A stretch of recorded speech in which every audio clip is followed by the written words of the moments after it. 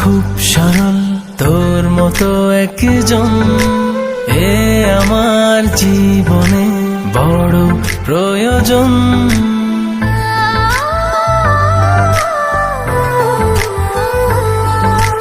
বেনামি এক চিঠি অজানা ঠিকানায় পড়ে এলো হুট করে, কারণ জানা নাই।